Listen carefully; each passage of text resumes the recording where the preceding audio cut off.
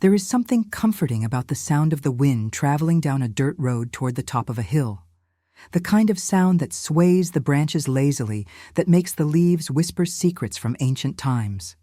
Clara, with her worn leather suitcase and a simple beige dress, walked in the pale light of the late afternoon, observing the outline of the house as it approached.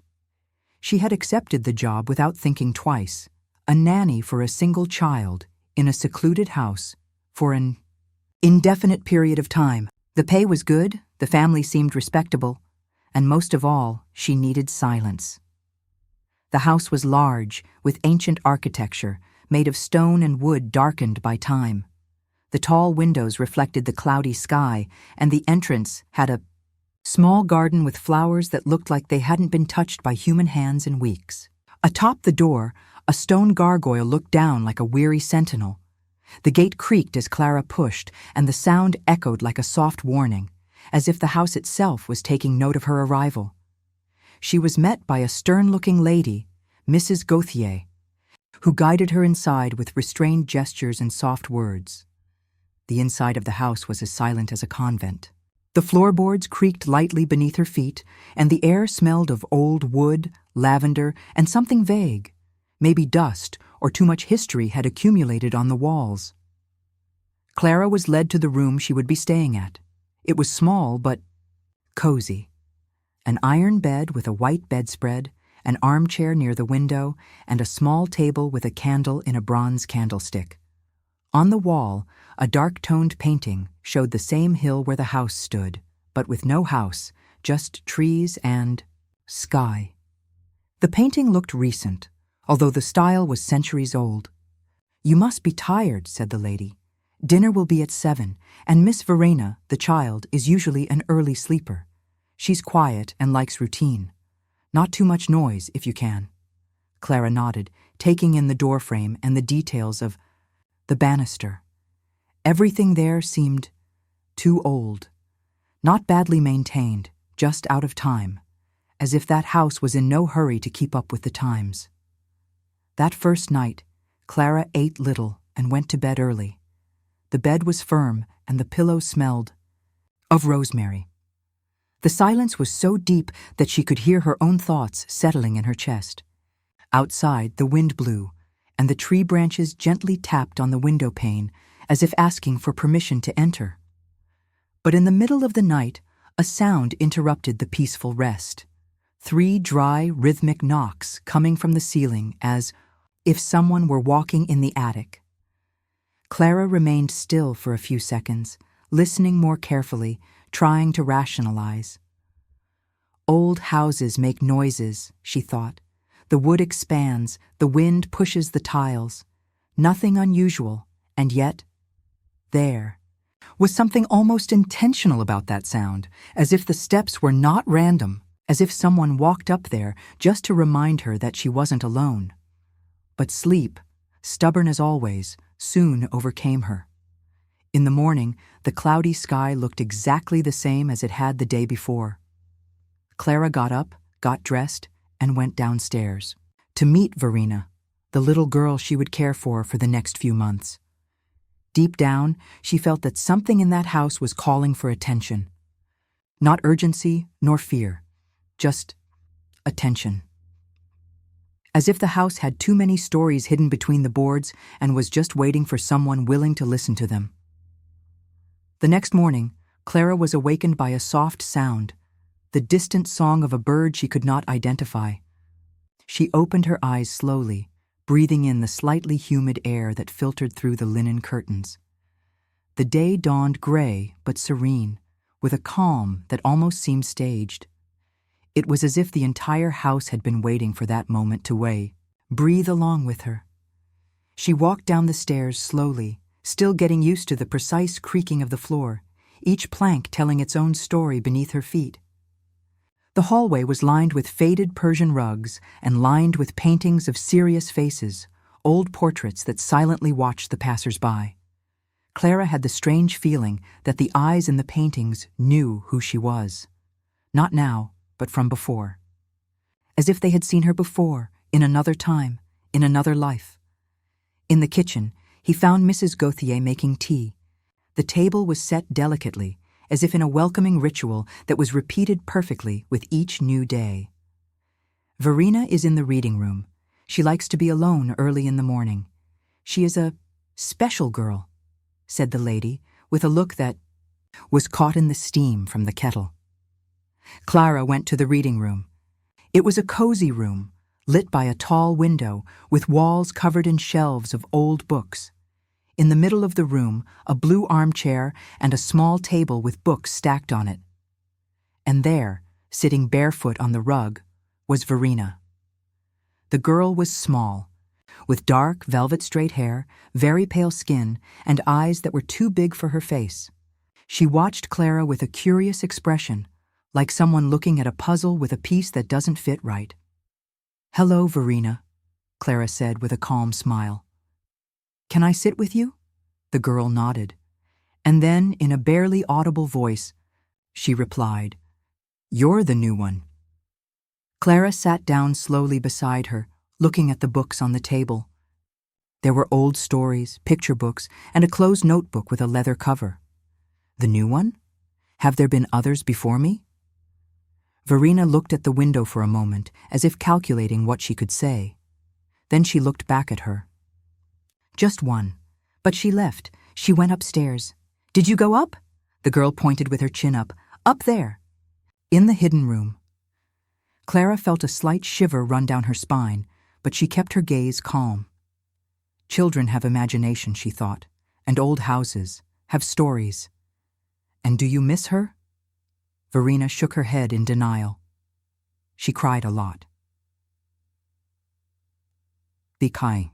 Conversation hung in the air, like a fog that wouldn't dissipate. Clara tried to bring up other subjects, but Verena only responded with short sentences and eyes that seemed to see more than they should. For the rest of the day, Clara got to know the rooms in the house better. There were hallways that led to nowhere, doors that wouldn't open, rooms that looked like they hadn't been used in years. Everything was too quiet, too clean. Even the air there seemed contained, as if it was not allowed to circulate freely. That night, after putting Verena to bed, Clara returned to her room. She sat in the armchair and looked out the window, watching the darkness slowly set in. The shadows of the night spread like ink among the branches of the trees. When he blew out the candle and lay down, he felt something hard under the mattress. Carefully, he lifted the quilt and found a sheet of paper, yellowed, with wrinkled edges, and written in a feminine handwriting. There was no name, no date, just 3 sentences. "If you find this, pay attention to the noises. It's not the wind. He climbs the walls." Clara stared at the words as if they could change on their own. Then she put the paper in the drawer next to her bed, took a deep breath, and closed her eyes. Sleep came quickly, but the tranquility did not last. Around 2 in the morning, he heard the footsteps again, louder, closer, as if they now knew she was listening. On the 3rd night, Clara woke before the sound. Something in the air woke her. Not a noise, not a physical sensation. It was like waking from a dream she no longer remembered, but one that left a weight hanging over her body as if she had forgotten something important while drifting off. She got out of bed calmly, stepping on the wooden floor as if walking on glass. The candle in the holder still had a little wick left. She lit it with calm hands, but with her heart a little more alert. It was dawn. The house was asleep, except for her, and maybe something else. He sat down in the armchair by the window and let his gaze wander over the dark landscape outside. Everything seemed peaceful, still, except for a light mist that slid between the bushes in the garden, like a sheet folded by the wind. And it was there, in that almost absolute silence, that the sound returned. 3 knocks, just like before. But now, followed by a pause, then 2 more, slow ones. The wood of the ceiling creaked as if something were walking overhead, only this time the sound seemed more contained, as if it didn't come from someone walking, but from someone trying not to be heard. Clara stood still. The candle in her hand wavered slowly. It was easy to imagine that it was the work of the house itself. Old buildings always retain noises, echoes of time, but her body didn't believe it. Her senses told her otherwise. And the most disturbing thing was the feeling of familiarity. As if that sound, that pattern, had been heard by her before, somewhere very far away, or at some time she couldn't remember. The next day, Clara did not talk about the paper she had found. Not to Verena, not to Mrs. Gauthier. Instead, she began to observe her surroundings more closely. The small details. She noticed that the house had ochre columns with repeated carvings, small figures like closed eyes, carved into the wood. She noticed that Verena always left her dolls facing the wall before going to sleep, and that the girl was never alone upstairs, even during the day. At lunchtime, the child said something without looking at Clara. Sometimes he slides down the walls when we're eating. Who slips? What has no name? He likes silence. Clara smiled gently. She didn't want to frighten her or encourage her. Imagination. Maybe it's just the wind, Verena. But the girl answered immediately, without changing her expression. The wind doesn't climb the walls, it only pushes the windows. That afternoon, Clara spent hours organizing the books in the reading room. I needed distraction. He needed to keep himself busy so he wouldn't think about the sound of the early morning hours. It was then that he noticed, among the books, there was a small empty space on the lower shelf, and on the wooden floor next. To it, there are rectangular marks as if something had been removed from there recently, or moved. Carefully, he examined the wood. Apparently, it was just the library floor. But when he tapped his knuckles lightly, he realized that part of the floor sounded hollow. He kept that information to himself. It was not the time to investigate. Not yet. At night, when putting Verena to bed, the girl asked, "Have you seen the pages that disappear? Like this? They appear, but only to those who listen. And then they disappear. Where do they appear?" Verena pointed to the closet, then to the dresser drawer. In places that are quiet, they like silence. Clara wanted to ask more, but the girl closed her eyes and hummed a strange song. It sounded like an old song, without words. The melody made her shiver, not because of the melody itself, but because she already knew that song. I didn't know where from, but I knew. Returning to her own room, Clara prepared to sleep. But before going to bed, she opened the drawer of her small table. There was another leaf. This time the writing seemed more hurried, crooked. There were stains, perhaps from tears, perhaps from something else. The text was short. They told me to be quiet, but I started writing. Now he knows my name. A chill ran down his spine. He took the sheet carefully, folded it, and put it away with the previous one. It wasn't fear I felt. It was a kind of vigil. As if they knew they were being tested, evaluated, measured. When he blew out the candle and closed his eyes, there was almost complete silence, except for a soft cracking sound on the wall behind the bed, as if someone was slipping inside. Silence. But not peace. The house was awake. The next morning, Clara took a few minutes longer to get up.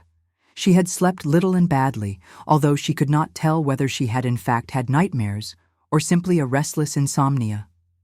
The memory of the knocking on the ceiling and the slithering sound on the wall behind the bed was as clear as any waking memory. The weak sunlight filtered through the gaps in the curtains, painting the room with a light that seemed to always be the same, a pale, constant gold that didn't seem to change throughout the day. Clara washed her face with cold water, and, as she dried herself, she thought about the sheet of paper from the night before. It was the third ticket. 3 messages. 3 signs, but no explanation yet. She went down to the cafe, and was greeted with a polite smile by Mrs. Gauthier. The woman always seemed to have the same expression, a kind of friendliness without warmth, a measured kindness that seemed rehearsed. "Verena is in her room today," the lady said, pouring her tea. "She seems a little withdrawn. Perhaps she is gaining confidence in you." Clara thanked him silently. It was time to get closer to the girl, and perhaps, with that, understand a little more about the mysteries that the house insisted on letting slip through the cracks. She walked slowly up the main staircase, looking again at the paintings in the hallways. One in particular caught her attention. It depicted a woman sitting in a garden, her face turned away. Her face was partially hidden, but there was something disturbing about the painting. The woman was wearing a dress identical to the one Clara had found in her own bedroom closet that first night. He paused for a moment before the picture, but then moved on. Verena's room was at the end of the corridor, next to a long window with wavy glass. He knocked lightly on the door. "Verena, can I come in?" No response. She turned the doorknob slowly and stepped inside. The girl's room was different from the other rooms in the house. There was a soft warmth here, a scent of lavender mixed with crayons. The walls were painted by hand, simple, childlike lines of trees, houses, human figures. But something about the drawings bothered her.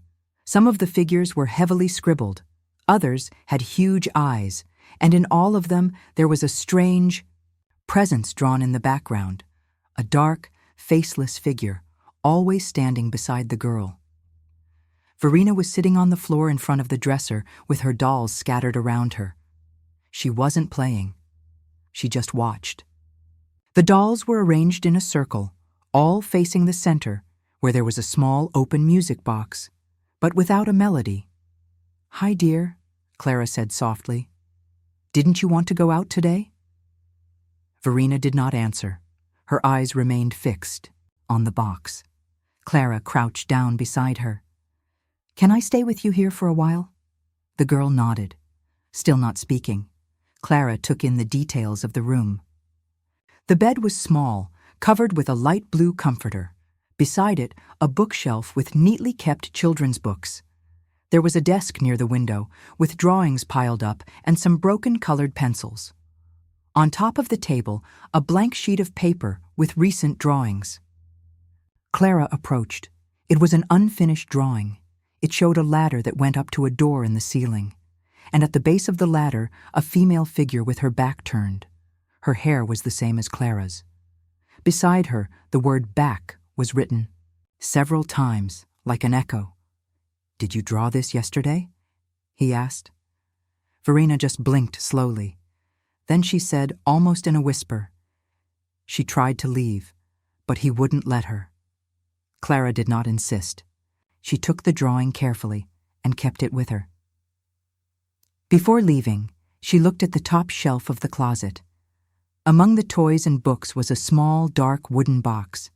Clara reached for it slowly, asking with her eyes if she could open it. Verena didn't object. Inside the box were folded papers, apparently blank. But when she opened one of them, Clara noticed an inscription in pencil, almost erased by time. "Write what you saw. Write it down before you forget. It feeds on silence." He closed the box without saying anything. The girl looked back at the music box, still without a melody. "She stopped playing that same night," Verena said suddenly. "What night?" "The night the nanny disappeared." Clara didn't answer. She felt something tighten slightly in her chest, as if the house had just taken a step towards her. As he left the room, he looked back and saw Verena still sitting on the floor. The dolls were there too, motionless, facing the center. But Clara had the impression that, for a brief second, one of them was turned towards her and smile. That night fell more heavily, like a thick, silent curtain over the house. The wind, which on other days blew through the trees with an almost hypnotic elegance, now seemed to be holding back. The leaves did not dance, the branches did not creak. It was as if the world around the hill was on hold. A silence that was Not peaceful, but complicit. Clara ate dinner alone. Mrs. Gauthier had said in a low voice that she was going to visit a sister who lived in a nearby village and would not return until the following morning. The girl Verena had eaten dinner early and retired alone, saying that she did not need help to go to bed. "He is calm today," she said with a vague smile before going upstairs. Clara spent some time in the reading room, sitting on the rug among old books and printed memoirs. The fireplace crackled softly, warming her skin and soothing part of her mind. But even here, surrounded by books and warmth, she felt the house watching her. Not in a hostile way, at least not yet. More like a test, as if waiting to see if she would stay or run. Later in her room, Clara rummaged through her own thoughts, her gaze fixed on the candle flame. She reread the mysterious pages she had saved from the previous nights. 3 disconnected sentences, but which seemed to compose a puzzle of silence, presence, and forbidden writing. That's when he decided to check the mattress again. Not because I expected to find something new, but because there was an inner impulse, something like an inner whisper saying, "Look again." He slowly pulled the mattress up, his hands shaking more from anticipation than fear. And there it was, not a loose leaf, but something more. Taped to the bed frame was a small, black-covered notebook, dingy and moldy around the edges. It was a diary. Clara took it off carefully, feeling the leather dry under her fingers. Upon opening it, he smelled a faint scent of old dust and lavender. It was the same scent he had smelled on Verena's doll. The first few pages were blank, then childish scribbles, names of flowers, dates without context. But further on, the words took on shape, weight, and emotion. The handwriting was feminine, slightly slanted like someone writing while lying in bed at night. Day 3. I don't know her name yet. The child. She doesn't talk much, but she watches me all the time, as if she knows something about me that I don't. Day 4. The room is cold, even with the fire. There is a crack behind the dresser that blows wind, even when it is still outside. Something whispers there, but I don't understand the language. Day 6. Today I woke up with my hairbrush out of place, and there was dirt on my shoes. I didn't go out. Clara read with her whole body tense, but her face calm. The candlelight wavered, casting shadows on her hands and the pages of the diary. Day 8. I dreamed that I was buried under the tree in the garden. But I saw everything. The house, the girl, the eyes on the wall in the hallway. When I woke up, there was a tree leaf under my pillow. He closed the diary for a moment. He took a deep breath. He felt the silence around him. And he heard, outside in the hallway, a light, shuffling sound, like a slipper sliding across the floor. Clara blew out the candle with a slow breath, allowing darkness to fill the room. She sat there in the dark, listening. There was no new sound, just that silent, insistent presence, as if someone or something was waiting outside the door. When he reopened the diary, he found a sheet of paper stuck between 2 pages, loose with different shaky handwriting. He doesn't like words. But he can't erase them all. Write calmly, write while he sleeps. Clara didn't know if that was part of the previous nanny's story or a message written now. The paper was old, yes, but it didn't look like it had been there very long. The edge was smooth, freshly folded. He put the diary back in its hiding place, but this time he secured it with new tape he had found in the drawer. Then he lay down with a calm but alert heart. In the darkness, there was no noise, but there was weight. Something was moving, not with feet, but with time, with memory. As if the walls of the house were breathing almost imperceptibly, absorbing every written word. And Clara understood, with serenity and certainty, that writing would be her only defense. Because there, the silence fed what still had no name. The days passed without warning, like leaves falling from a tree, even without wind. Clara no longer knew if it was Tuesday, Thursday, or Sunday. Time inside that house seemed to fold in on itself, like the pages of a book that repeat themselves in the middle of reading. And with the same constancy as the hands of a clock, the sounds returned, always in the quietest of dawns. It was no longer just footsteps on the ceiling or distant whispers. Now there was something new, something deeper. The noises had become a kind of language. Interspersed knocks, rhythmic scratches, cracks like code. Clara listened to it all in silence, her breath held and her body still beneath the sheets. It wasn't fear, it was listening, and every noise seemed to speak to her. During the day, Clara maintained the appearance of routine. She made coffee, read with Verena, drew pictures with her, and talked to Mrs. Gauthier as if everything was under control. But inside, she was accumulating questions and fragments, like someone putting together a jigsaw puzzle where the image changes every time a new piece is put together. Verena was still quiet, but closer. The drawings he made revealed a world where the house was always bigger than it actually was, and inside it, there was always someone else, a dark, faceless figure that appeared in corners, behind doors, under beds. Clara never commented. I just watched. That night, after putting the girl to bed, Clara lit a candle and returned to the room with slow steps. She closed the door softly, locked it from the inside, and turned off all the lights. She sat in the armchair next to the window and waited. The wind outside swayed the trees with an indecisive rhythm, but inside the room, all was silence. Until, again he came. 3 beats, pause, 2 beats, pause, 4 shuffling steps, a soft crack in the wood, and then nothing. But this time, Clara didn't just listen. She stood up. With the diary in hand and a dim flashlight she had brought from the basement, she walked silently to the stairs upstairs. The steps creaked less as she breathed calmly. She climbed slowly, counting her steps. At the end of the hallway, the attic door remained closed. Locked, as always, but I wasn't alone. On the wall opposite the door was a mirror, ancient, dusty, framed in dark iron. Clara didn't remember noticing it before. And it was strange. It didn't reflect light like the others. Its surface shimmered, slightly, as if it were under a layer of water. Clara approached slowly.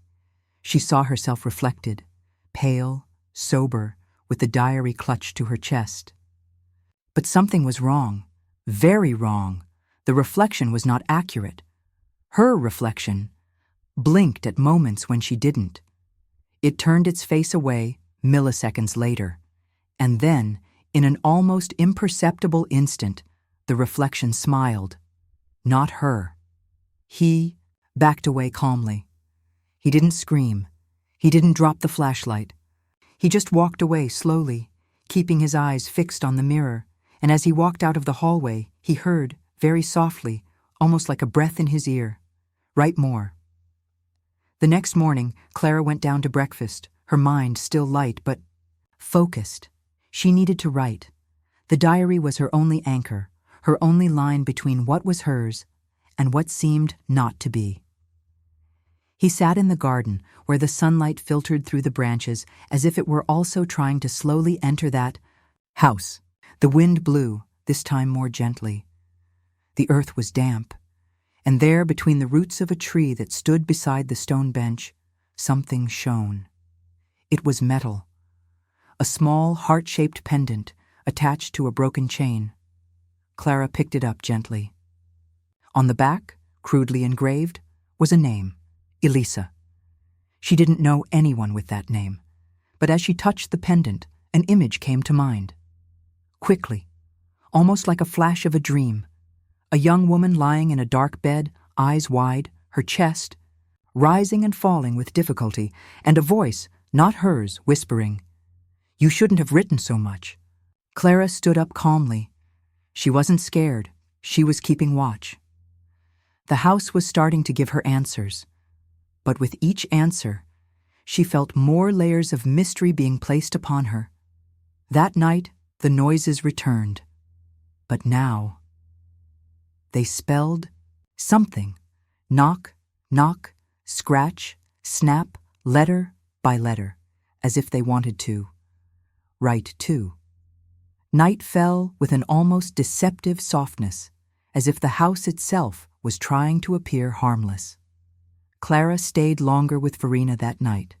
The girl seemed a little more alert, her eyes shining strangely, not with fear, not with excitement, but with recognition. As if something or someone was about to return. After reading a short story and singing the same song Verena always hummed before going to sleep, that old lyrical melody that Clara could never get out of her head, she turned out the light and left the girl's room. She closed the door gently, as she always did, and went to her own. The initial intention was to sleep, but Clara already knew that sleep would not come easily. In the armchair, sitting cross-legged, she watched the candle flame cast dancing shadows on the walls. The pages of the previous nanny's diary were spread out on the small table. Clara was beginning to recognize a pattern in the entries, disconnected dates, but recurring sensations, the presence, the sounds, the objects out of place, and the warnings written as if they were desperate notes sent from the bottom of a well. And then, as he stood up to put the diary away, something fell out of his jacket pocket. It was a leaf. But not just any leaf. The paper was old, yellowed, with brittle edges, just like the other pages she'd found hidden away. But this one, it hadn't been there before. She knew that. She was right. She'd cleaned out her pockets earlier. She'd worn this jacket this morning. There was nothing there, absolutely nothing. He picked up the sheet of paper with steady fingers. The words were written in a grayish tone, as if the ink were dying.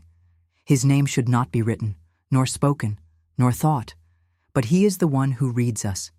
And below, in smaller letters, "Today he saw me in the mirror. I couldn't close my eyes." Clara held the page to her chest. The air in the room seemed thicker, more still. It was as if time were suspended. As if everything around her, the furniture, the walls, the floor itself, was just waiting for her to react. He saved the page along with the others, now totaling 5 different messages. All of them appeared without warning, in different places, as if following an invisible route. As if there was an intelligence, or an intention, behind the choice of where and when they would appear. He decided to leave the room and walk. Maybe down the hallway, maybe up the attic stairs. There was something in his mind that was pulsing, the need to see the mirror again. Not out of curiosity, but out of necessity to confront. As if the truth was there behind the glass, distorted, waiting. She opened the door carefully. The hallway was dark, but the flashlight in his right hand provided enough light. He walked forward slowly, his footsteps echoing softly beneath his bare feet.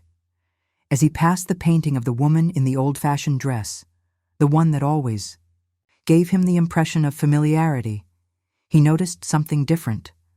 The frame had been rotated. It was crooked. Clara approached. She touched the wood. Cold. And there, on the wall, written in small, crooked letters, barely visible in the shadow of the painting, were 4 words scratched with something dark. "You will write too." Her heart raced, but Clara kept it under control. She took a deep breath, realigned the painting, and walked to the end of the hallway. At the attic door, she turned to face the mirror. This time, the reflex was correct. She saw herself as she was, flashlight in one hand and diary pressed to her chest. Nothing moved independently. No belated smile, no untimely blink. But in the back of the mirror, there was a silhouette, standing behind her. Clara turned around immediately. Nothing. The hallway was empty, just silence and dark wood. He turned to the mirror. The figure was no longer there, but in its place, there was something written.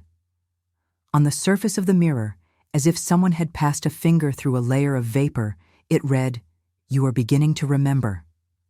Clara backed away slowly. He went back to his room, locked the door, sat on the floor, and opened the diary again. And then, without thinking, he began to write. Not in the old diary, but on a loose sheet of paper. Words came out of his hand, as if they weren't his. "Today I saw what is beyond the house. He does not belong to this time. He is trapped, but awake. And we, those who came before, are the reminder of what he does not want to forget." She stopped.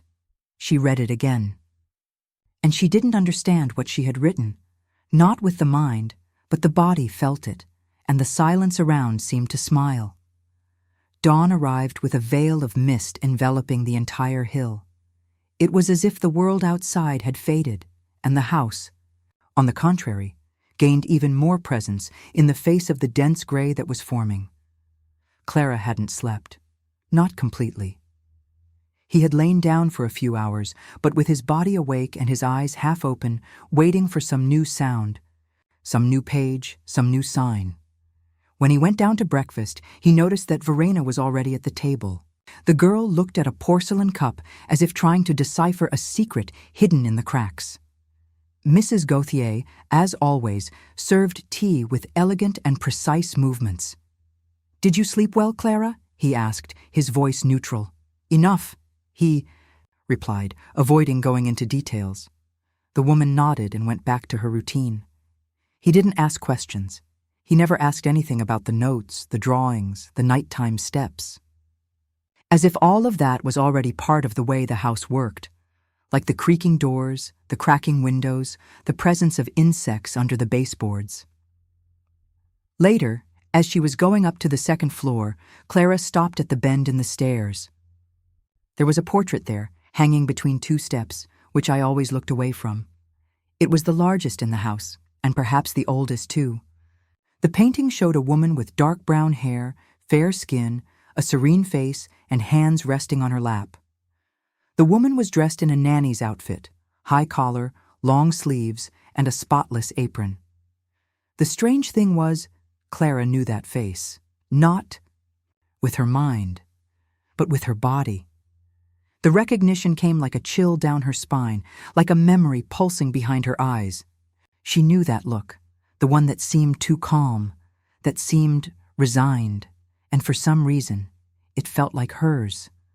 The portrait frame was covered in a light layer of dust, except in one spot.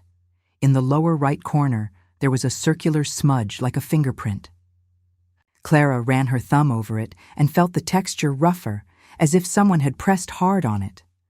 Below the portrait was a golden plaque with a name. Miss Elisa M. Clara felt her entire body go into suspense. Elisa, the same name engraved on the pendant he had found in the garden. The previous nanny. The woman in the portrait. The woman, with a face just like hers. She pressed her face lightly against the wall, trying to control her dizziness. Something was wrong. Very wrong.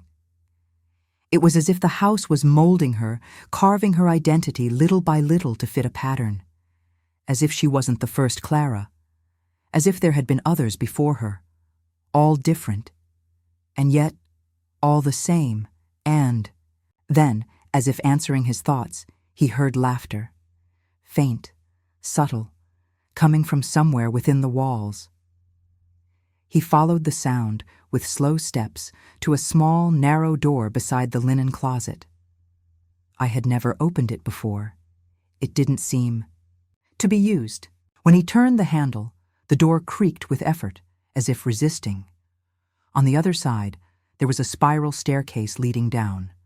Dark, damp, the air smelling of mold and old iron. He went down just 2 steps and stopped. Down there was something. Not a physical presence, but a warmth. A warmth different from the warmth of the house.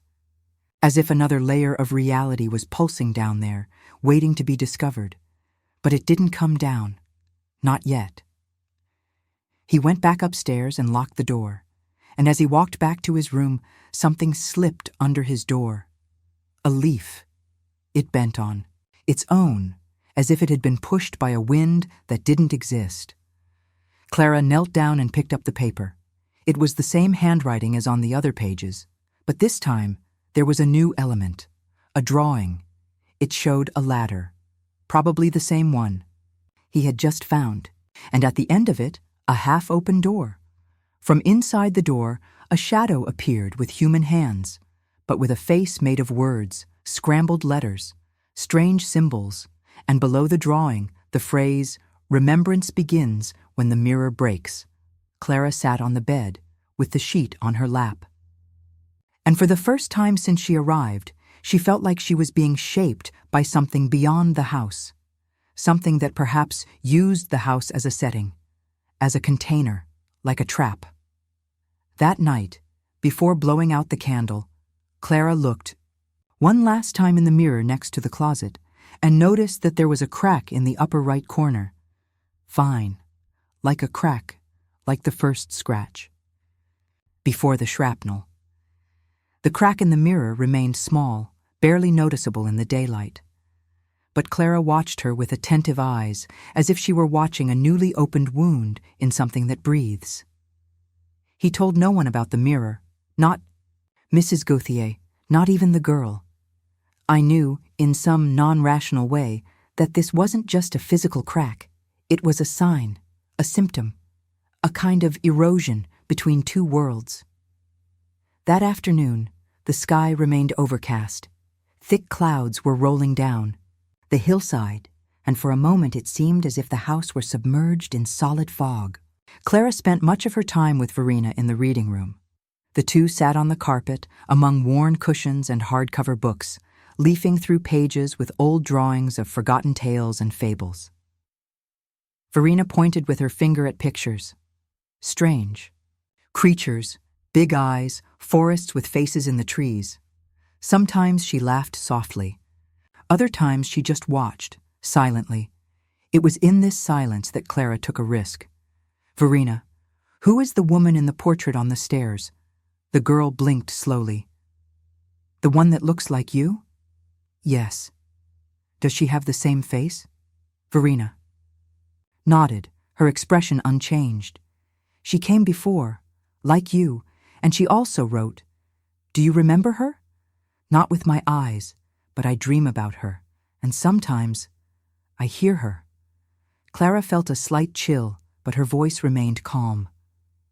"What? Do you hear?" Verena looked at the closed door of the room, then at the ceiling, and then she turned her eyes to Clara.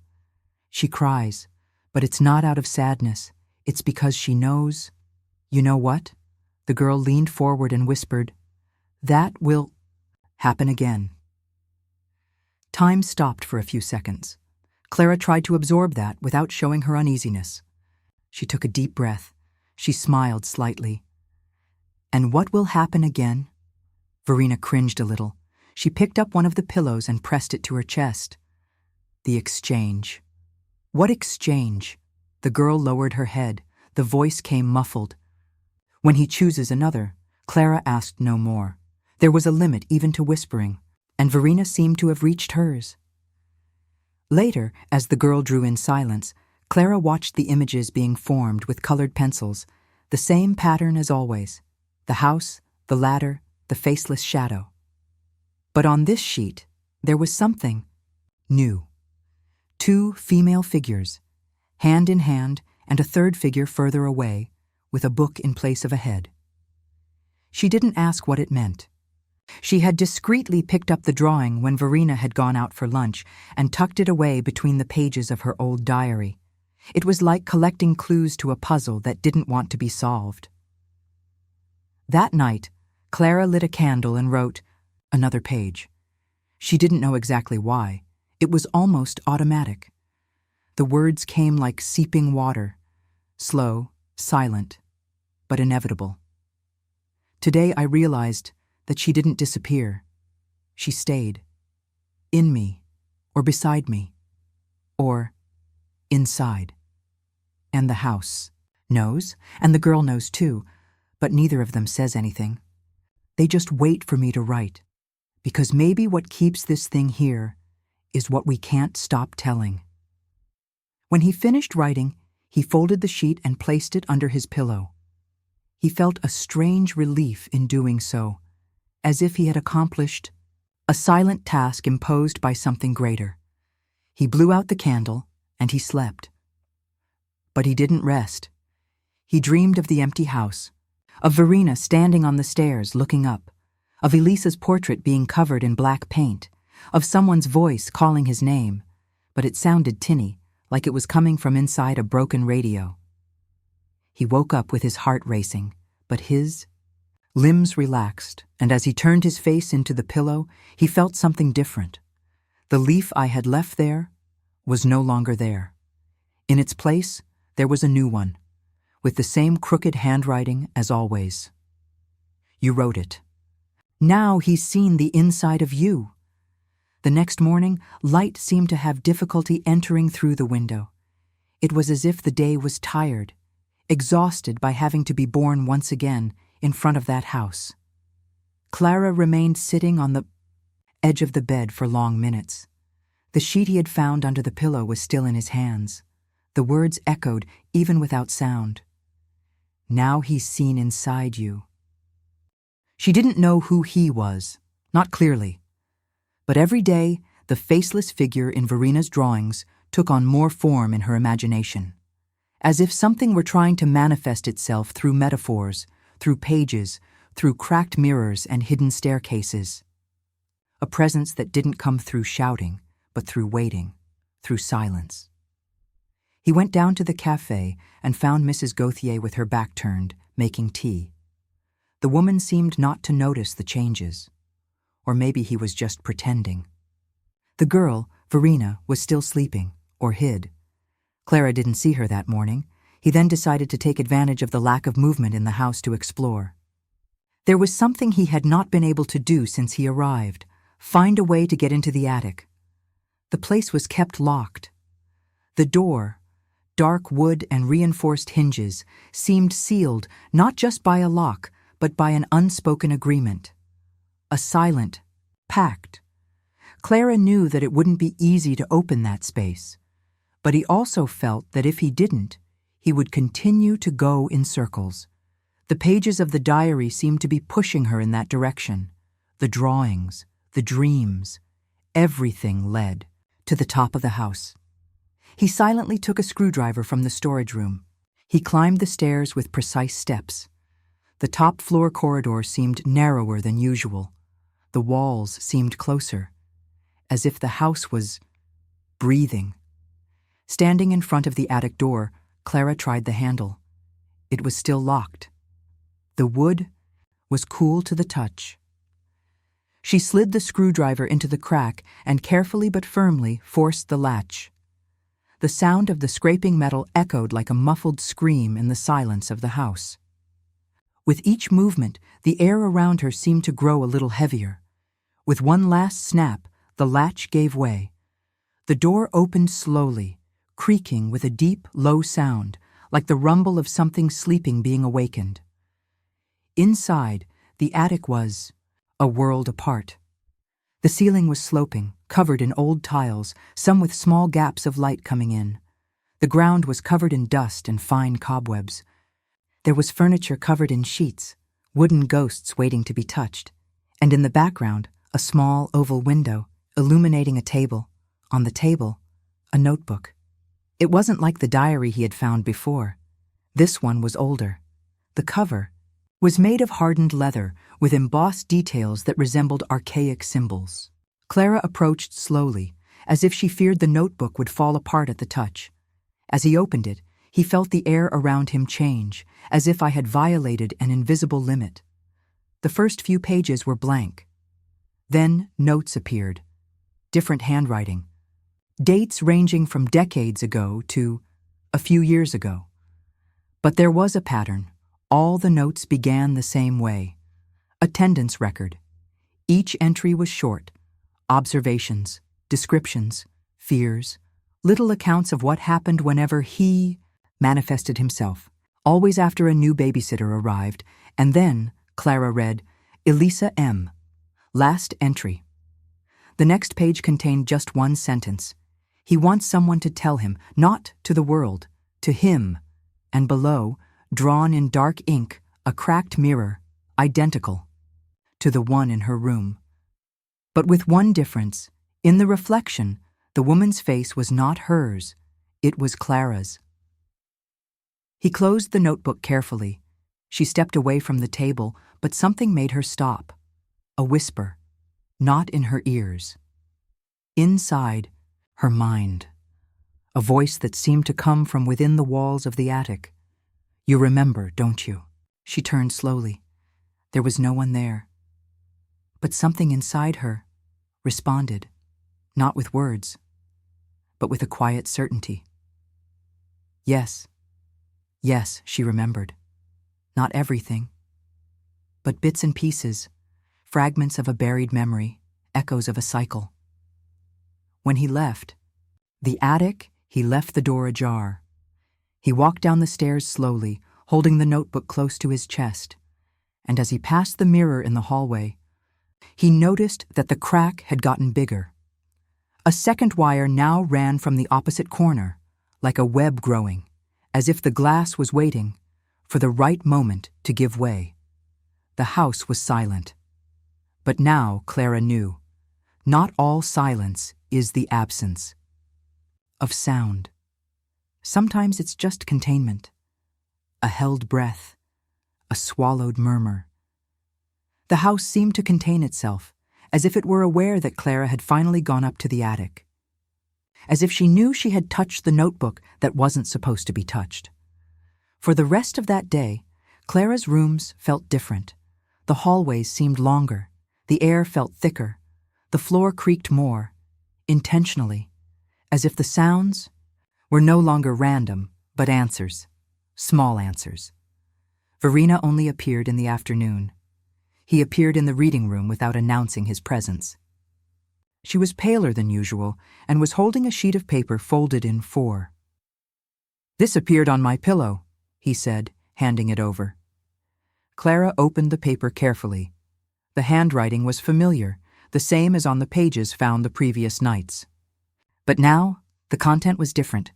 She is waking up inside you. Memory needs a body, and the body needs memory. It understands that. Below the sentence, there was an unfinished drawing. 2 faces, Clara's and Elisa's, superimposed, like a single face forming between them. "What does that mean, Verena?" Clara asked, kneeling down to the girl's level. The child took a while to respond. His eyes were glazed, fixed on some point behind Clara. "That you are not just you. And do you know who I am?" Verena nodded slowly. "I know, but you don't. Know everything yet. When you do, you'll have to choose." "Choose what?" The girl didn't answer. She just stood up, walked over to the bookshelf, and picked up a book. It was an old atlas with a red cover. She handed the book to Clara and left the room, as if the conversation had ended. Clara opened the atlas. He leafed through old pages and outdated maps until he found, in the center of the book, a sheet folded in half. It was stuck between the maps of Scotland and Ireland, as if hidden on purpose. The sheet contained a single sentence. "You listened, but now you must respond." That night Clara could not eat. She went upstairs to her room before sunset. She locked the door, lit 2 candles, and sat on the floor with the notebook from the attic on her lap. She read the entries again, every nanny's name, every description, every broken cycle. They had all been alerted by whispers, and that was what awaited her. Clara closed her eyes. He waited, and he came. The first thing he felt was a change in the air. The temperature dropped subtly, but the chill wasn't physical. It was as if the weather had cooled, as if something ancient and forgotten was approaching. Slowly, unhurriedly. Then came the footsteps, not on the floor, on the ceiling, attic. 1, 2, 3 steps, and then a voice, not loud, not guttural, but somewhere between a whisper and a thought. You read it. Clara didn't answer, but the sound continued. You remember, but you don't want to remember. The voice seemed to glide through the walls. It didn't come from a fixed place. It was everywhere. But the memory is not yours. It was left. Clara took the diary and wrote with a trembling hand, "Who are you?" The answer came like a cold breeze that blew out one of the candles. The wrong question. The walls of the room seemed to creak differently now, as if the wood itself whispered to the entity, as if the entire house had been transformed into a complicit organism. Clara wrote again, "What do you want from me?" The answer did not come in words, but in a sound, an echo, the same sound he had heard in the mirror, the sound of glass cracking. Again. He stood up with the diary in his hands and went to the mirror. Now there were 3 cracks, all starting from the center, like veins growing, like an eye opening. And Clara, in front of her own fragmented reflection, saw, for a second, another face behind her own.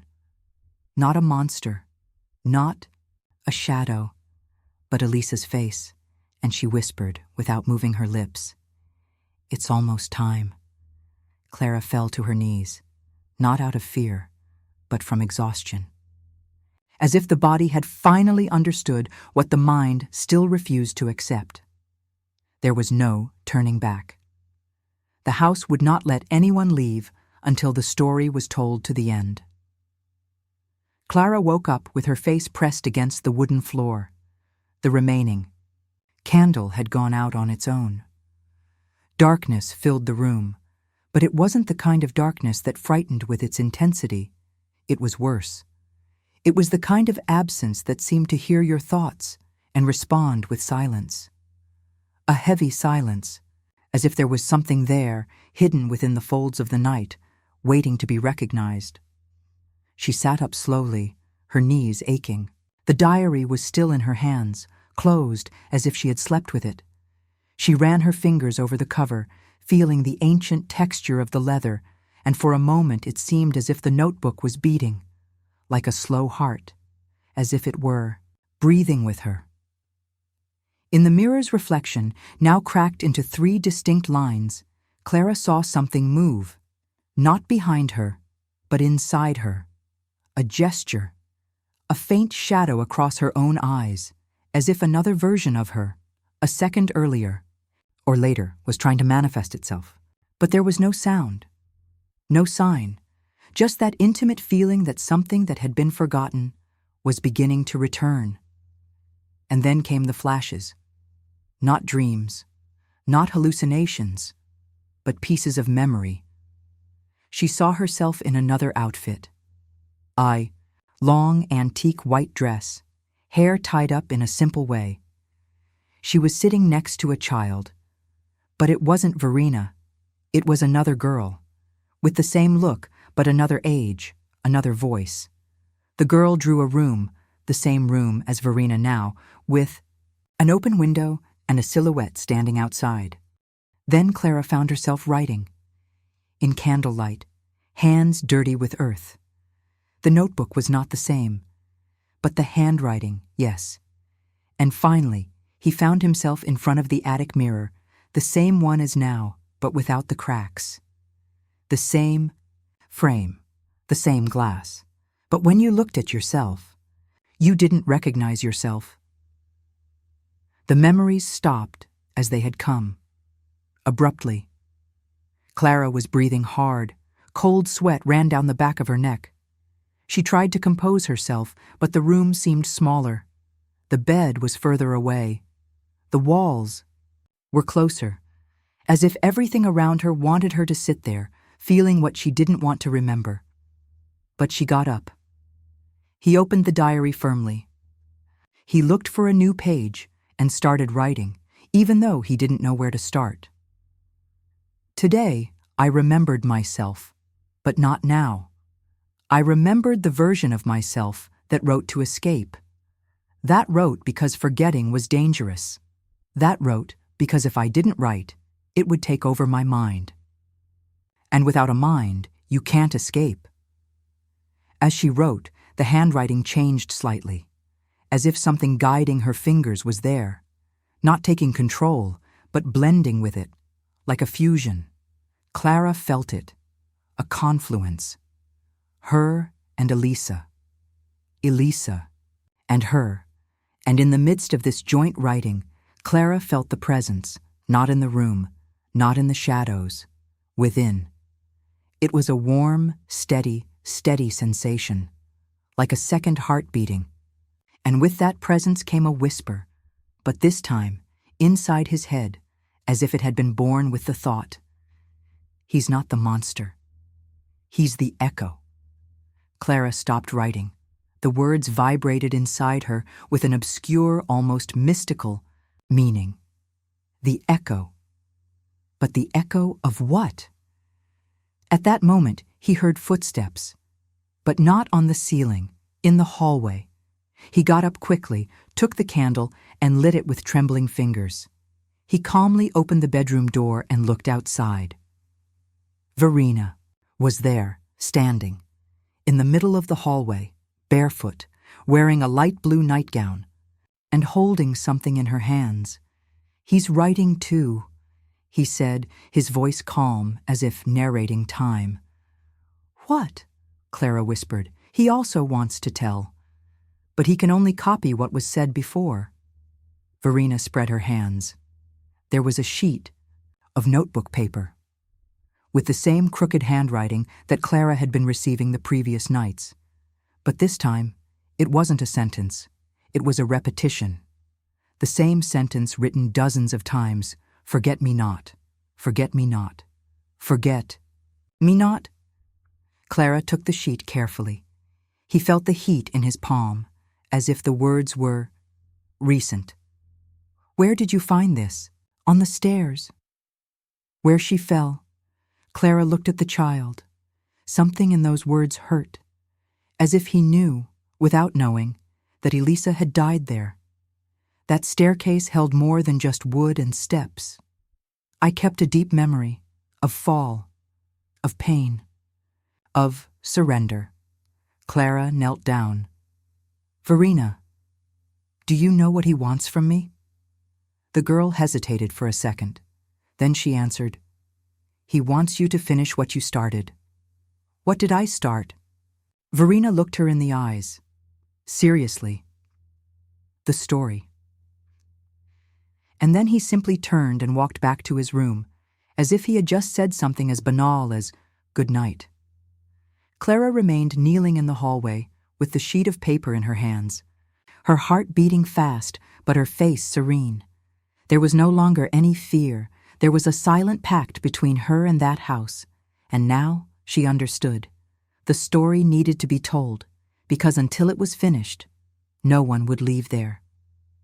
The next morning, Clara woke up early, even though she hadn't slept well. Her head was full, but her mind strangely clear. As if, with each new dream, each new note, each new whisper from the house, something had clicked into place inside her. As if memories that had never been hers were settling gently, not like a weight, but like an inheritance. After having a light tea in the kitchen with Mrs. Gauthier, who was even quieter than usual, Clara decided to tidy up Verena's room. The little girl had left her toys scattered around the reading room the night before and disappeared after saying those words that had been echoing ever since. He wants you to finish what you started. While collecting the toys in the girl's room, Clara noticed a doll that was different from the others. It was older. The stitching was coarse, the fabric stained in places. It didn't fit in with Verena's modern, well-kept toys. Its eyes were faded buttons, and its mouth was a crooked line of red thread. And something about the doll felt charged, like there was something inside it besides the cotton. Clara held it carefully. It was heavier than expected. With firm but delicate fingers, she felt along the side of the seam and noticed a slightly loose section of fabric. a slight tear, as if someone had messed with it before, or as if the doll had opened itself over time. She took a pair of scissors from the drawer, took a deep breath, and opened the seam a little more. From inside, he took out a piece of paper that had been folded several times, yellowed, with the edges almost falling apart. It was a letter. If anyone is reading this, it means I failed to leave, that something stopped me, or that I was forgotten like the others. This house doesn't hold you back with chains. It holds you back with memories. It feeds on what you don't want to remember. I wrote what I could, in the places I could, but he found me. And now he writes too. The text was handwritten, the handwriting firm at first, then shaky, as if the writer were being interrupted by her own body. At the end of the letter was a symbol drawn, an open eye with a crack across it. The same symbol Clara had seen in one of Verina's drawings, the same symbol that now, she realized, was also etched into the base of the mirror in her room. He folded the letter carefully. He felt he was holding something sacred, or perhaps something cursed. He sat on the girl's bed. The dolls seemed to watch her silently, like helpless witnesses, to a story too old to be told in words. Everything was becoming clear. The cycle, the women who came before, the pages that emerged, and, above all, the presence that wrote. Whatever was in that house, it wasn't just a ghost. He was not a wandering spirit seeking revenge. It was something deeper, more symbolic, a forgotten fragment of pain that had learned to preserve itself through writing. He used words to stay alive, and, perhaps, to try to remember himself. But for that, I needed someone to write. And that's what always attracted new nannies. Not chance, not destiny, but the need to continue the story. Clara ran her fingers over the letter once more, then put it away with the other pages she had found. She was forming an archive, like an organism composed of words. That night, Verina knocked on his door.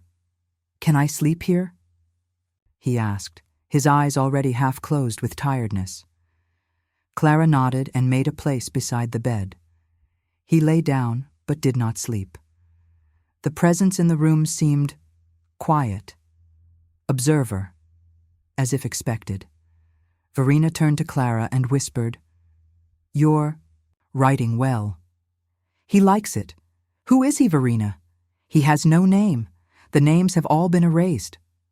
"And why does he write?" The girl hesitated. Then she replied, "Because it was forgotten." Clara remained staring at the ceiling for long minutes. After Verina fell asleep, the sound of the girl's calm breathing was the only thing that kept her there, present. Every now and then, I felt the wind sway the curtain. Every now and then, the cracking of wood reminded us that the house was alive. And then, under the door, another page slid, silent, precise. Clara got up without making a noise, took the sheet and lit a candle to read. This time, the handwriting was different, firmer, more familiar, and the sentence was clear. "You're almost ready to remember who Elisa was." Clara closed her eyes, because in part, she already knew. Morning came as if someone had pushed it hard. Clara didn't remember falling asleep, but she woke up with the candle still lit, the wax hardened in waves on the little table. Verina was no longer by his side. The bed next to it was made up, as if it had never been used. There was something disturbing about that excessive order, as if the girl knew she wouldn't sleep there for long. Clara sat on the edge of the bed and brought her hands to her face. He took a deep breath. The last few days had left marks in places she couldn't yet name. But now, it wasn't just exhaustion. It was also a kind of fusion between memory and identity, between what she was and what she was becoming. Or perhaps, what it always was. It took him a while to realize that the mirror in the room, the same one that had been slowly cracking, was now almost completely broken. The cracks crisscrossed through the center, creating an asymmetrical web that seemed to pulse with daylight. And yet, he pondered, with precision. Clara saw herself there, her hair a little disheveled, her skin pale, her eyes sunken. But she was not alone. Behind his reflection, a figure. It wasn't a shadow, not a single clear appearance. It was as if another image of herself, identical in every way except her eyes, was there. The eyes of the reflected figure were darker, older, and they were fixed on her as if waiting for permission. Clara approached the mirror, one step at a time. The light from the burning candle cast flickering shadows on the floor, but the image in the mirror remained steady. The other Clara, the one inside, didn't move, but he seemed conscious. And then, without a sound, the reflection's lips moved. "You promised you would tell." Clara took a step back, her heart racing, but her face calm. "I don't remember," she whispered, as if the other could hear her through the air alone. D'accord. Reflection tilted its head slightly. "Then see." At that moment, the mirror did not break. He opened up, not with splinters, but with an absurd smoothness. The cracks glowed amber, like lines of burning coals, and then disappeared, revealing a background that was not wall, not wood, not stone. It was a space, dark, deep, without light, but full of images. Clara approached, hesitantly, and touched the glass, and it was pulled, not physically, but like a memory being dragged back to its origin. She was back in the house, but not the one she knew. The colors were faded, the furniture was different, the light strange, as if it came from a time long past. She walked through the hallways, as if floating, as if she were watching a recording made with her own eyes. She saw Verena, but she was another girl, older. The face was the same, but the name, different. She saw Mrs. Gauthier, younger, but with the same resigned look. And she saw herself. Elisa, Elisa, walked around the house writing, on loose sheets of paper, in hidden books, on walls sometimes. She wrote furiously, urgently, as if writing were a way of sealing something, a ritual. And then he saw the night of the fall, the stairs, the sheet being written in a hurry, the doll being sewn in a hurry, the attic door being opened. Not by her, but by something on the other side, and the emptiness that took over her next. Clara stepped back. The image disappeared. The mirror was just a mirror again. No cracks, no chinks, flawless. But she knew, she had seen. He walked back to the center of the room and sat down on the floor. He took a fresh sheet of paper and began to write. Not for himself, not for Verena, but for himself. You were forgotten because you wanted to be forgotten. Because to remember what you were, what happened, would be to undo yourself. But now you want to remember. You want the story to continue. But I am not just your narrator. I am part of what was lost. I am the one who stayed. I am the one who came back. And now I tell it not to you, but to all those who come after. When he finished, the silence intensified, not of threat, but of listening, as if the house, after all, was listening. At the door, another sheet slipped. It was short. 2 to go. 2 pages, 2 revelations, 2 steps to the end, and the beginning of something that no one else could erase. That night, the house seemed suspended in time. The wind outside had completely died down, the trees had stopped creaking, and even the stairs, which always creaked at the slightest movement, were as silent as a forest about to collapse. Clara walked through the corridors as if she were saying goodbye to something. There was no fear in her gestures, no hesitation. But there was no relief either, just understanding.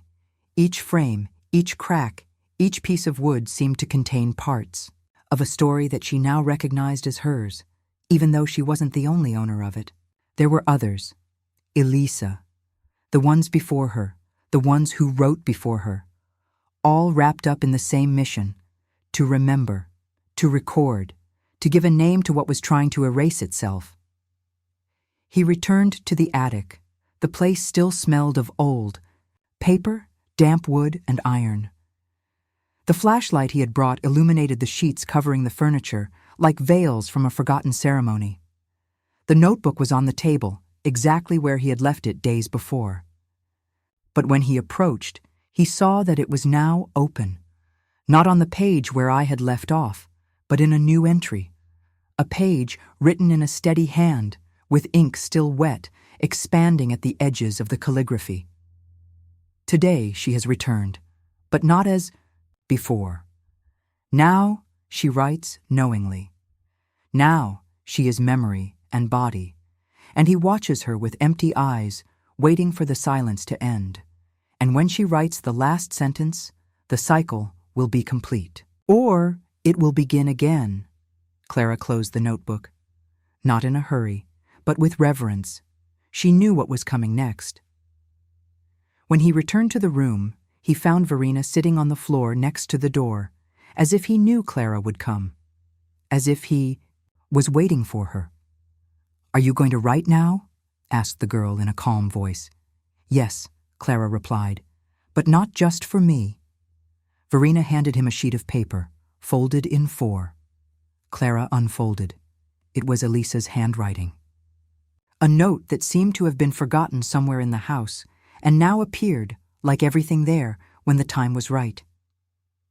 "If anyone finds this page, know that what held him here was not pain. It was silence. And what can set him free or keep him are the right words, but not everyone knows what they are. Not everyone wants to know them." Clara hugged the girl, not like a babysitter, but as someone who finally understands the role he plays. Then, alone in her room, she took out a pen and paper, and he began to write. No tickets, no reports, but the last entry. "I am Clara. But I was once Elisa, and maybe I was others too. With each generation, the house calls us, and when we enter, it shapes us, because we keep the memory of something that doesn't want to be remembered, but needs to. And now that I remember, I understand that the presence, is not evil. It is the reflection of oblivion. It is the cry of someone who has been erased, and all it wants is to be written." Clara stopped. The candle beside her flickered with a different intensity. The air grew slightly warm, and from the floor near the door, the last leaf slid, the last one. Clara took it with firm hands. It was an answer.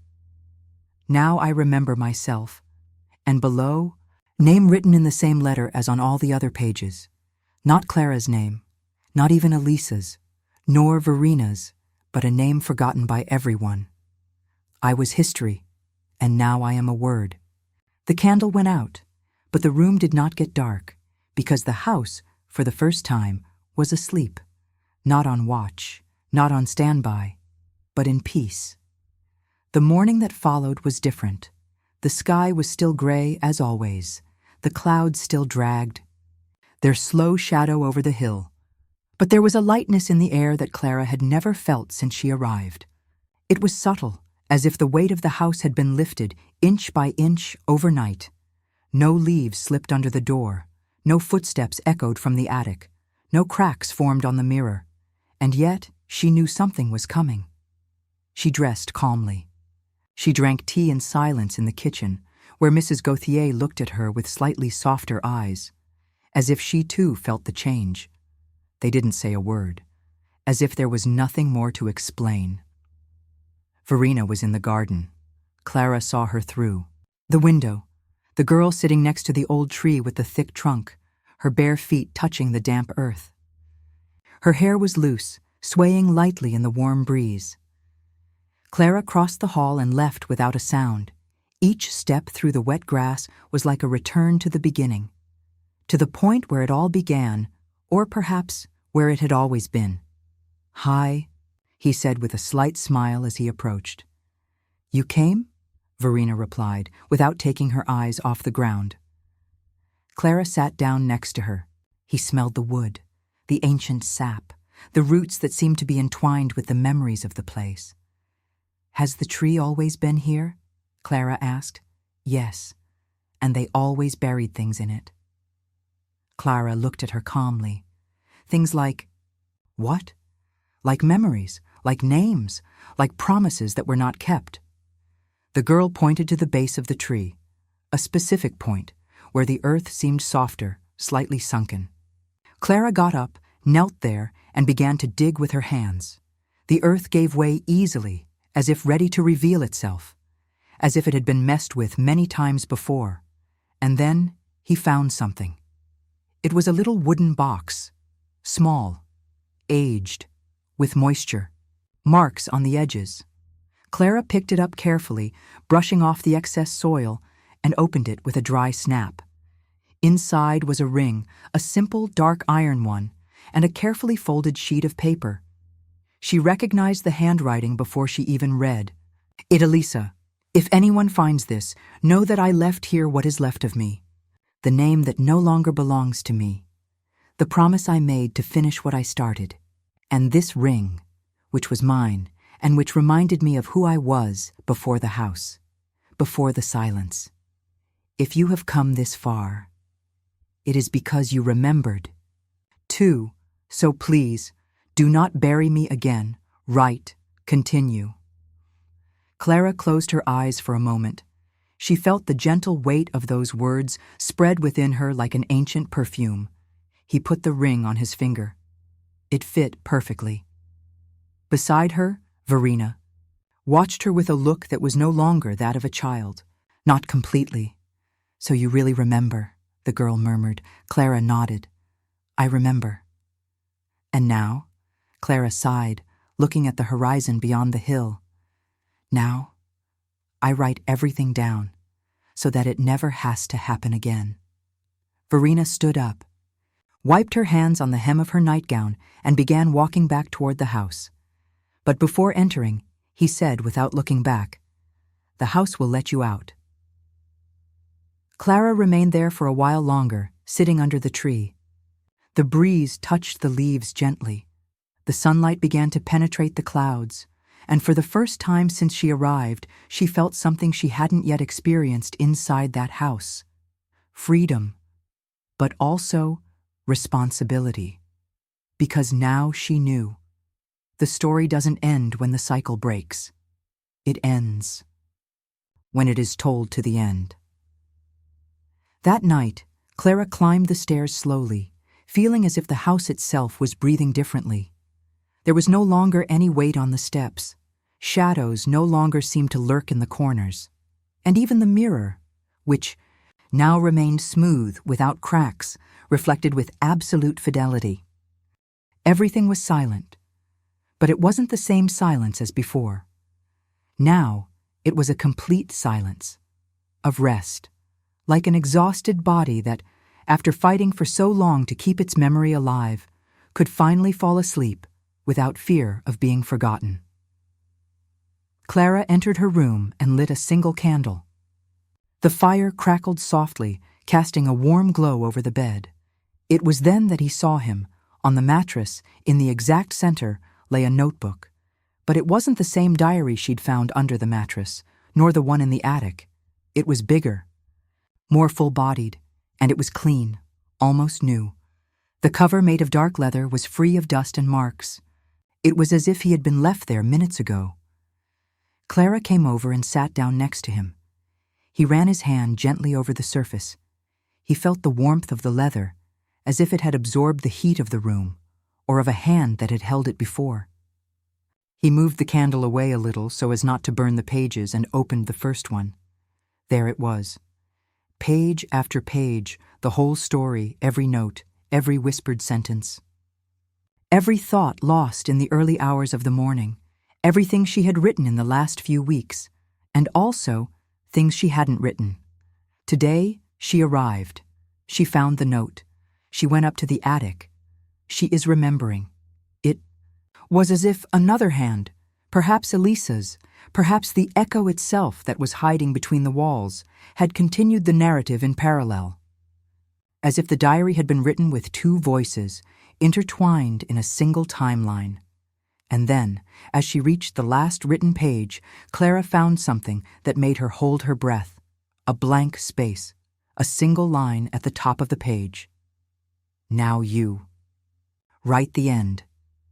She stood there, staring into space with a calmness that was astonishing. There was no doubt left, no fear. There was only one choice: closure.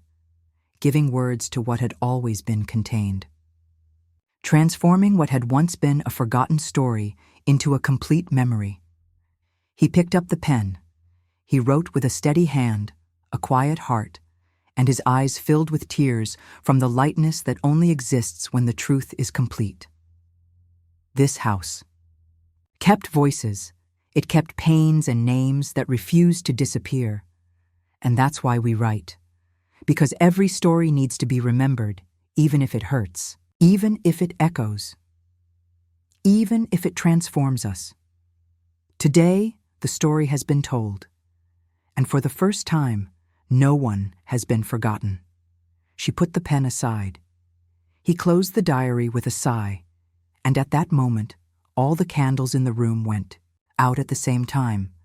But the darkness was not accompanied by cold, nor by emptiness. It was a peaceful darkness, a darkness with eyes closed in peace. Clara lay down. He slept as if he had finished a chapter that was too long. He didn't dream.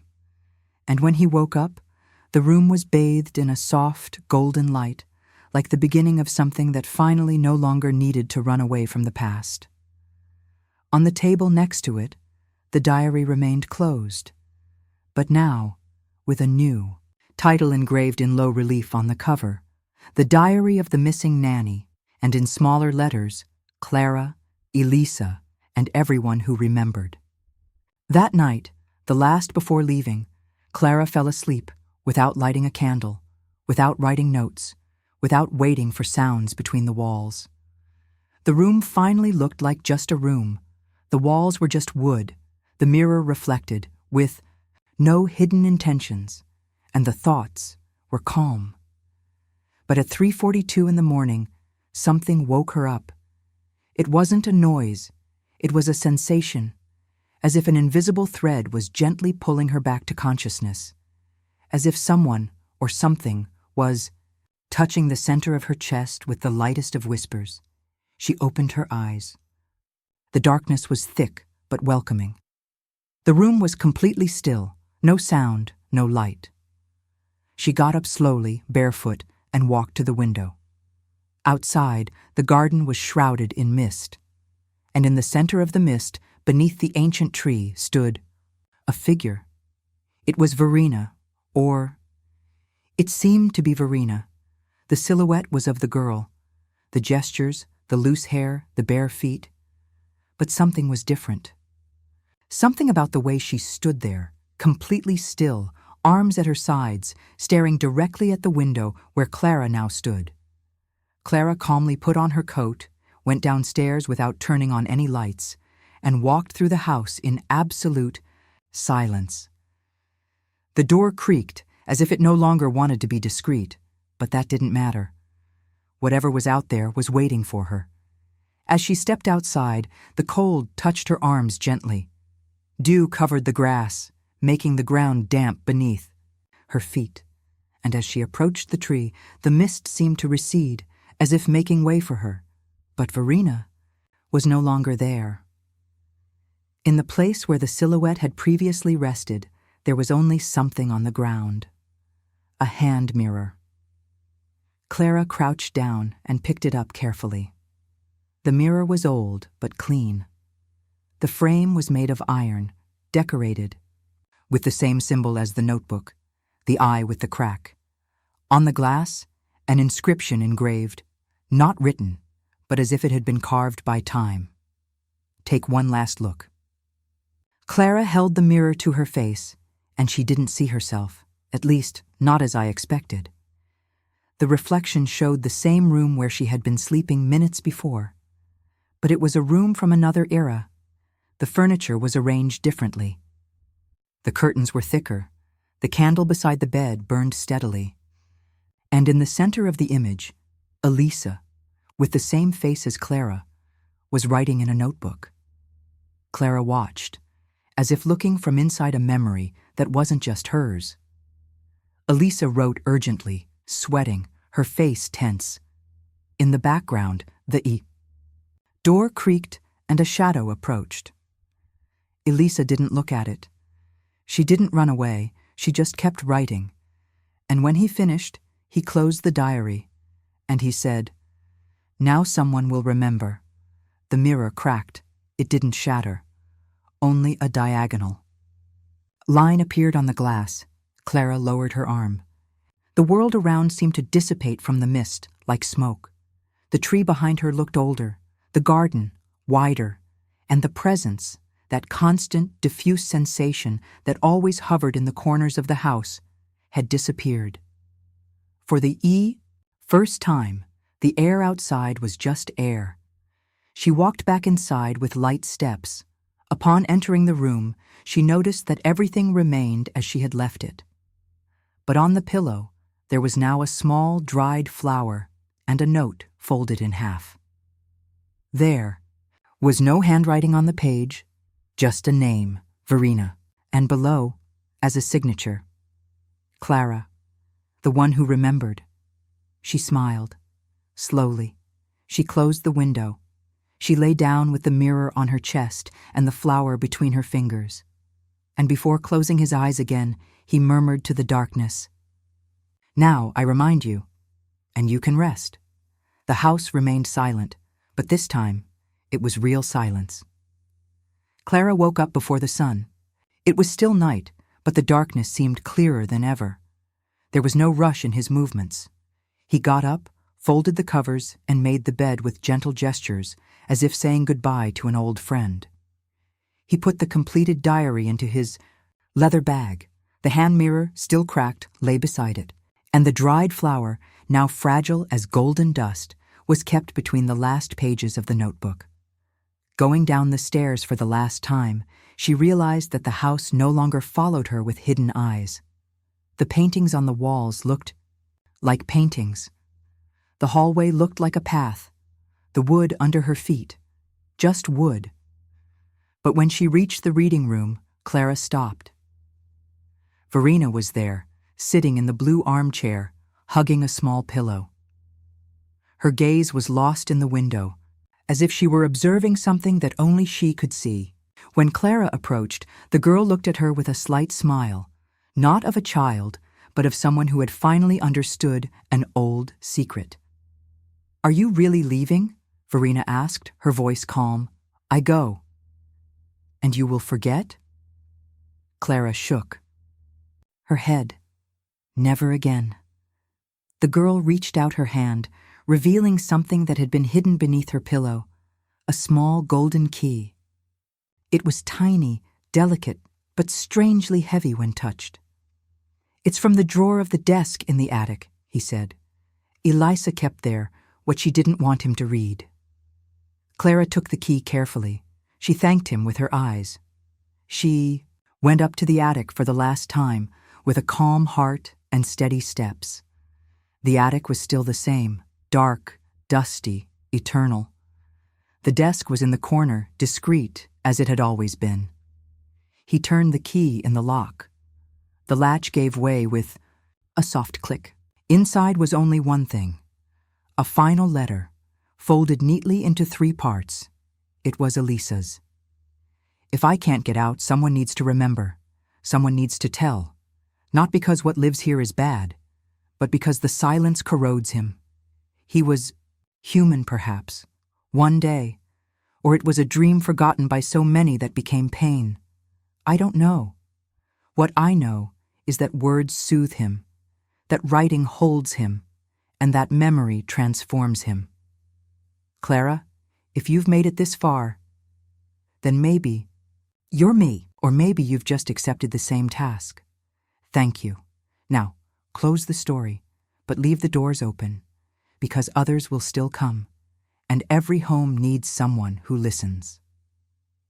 Clara read the entire letter with teary but steady eyes. The fold in the pages already indicated that the letter had been waiting for her for a long time, like everything there, like the house, like the echo. He walked down to the ground floor with light steps. Verena was still in the living room, now drawing in the corner of the table. A new drawing, more colorful, without shadows in the background. "Can I give you one last hug?" Clara asked. The girl nodded. Clara gently wrapped her arms around her, feeling her small body relax against hers.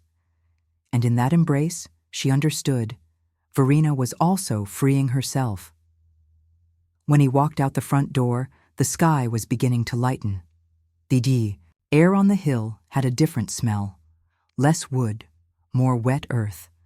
The kind of smell that precedes new beginnings. With her bag over her shoulder, Clara walked without looking back. The house was left behind like a closed chapter, but not like a trauma, as a souvenir, a story, a truth that could now be lived in peace because it had been told. And as his footsteps receded down the dirt road, a last leaf, forgotten perhaps, flew from the attic balcony and landed in the tall grass. With just one sentence, she was heard. Months passed. The hill bloomed with the coming of spring. The trees began to sway gently again, the birds returned to their silent branches, and the house remained there, still, watchful, but asleep. Its interior, now calm, seemed to breathe differently. No cracked mirror, no knocking on the wall, no leaves slithering in the dark. Just silence. And this time, the silence was peace. Verena still lived there, growing slowly among the wide corridors and antique furniture. The drawings he made now were full of color, with open windows and flower, gardens.